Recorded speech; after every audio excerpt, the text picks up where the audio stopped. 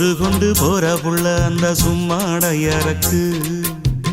சோறு தண்ணி சாப்பிடல கொஞ்சம் ஊட்டி விடு எனக்கு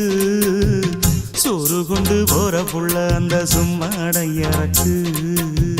வேணாங்க வேணாங்க இங்க வேணா வேணாங்க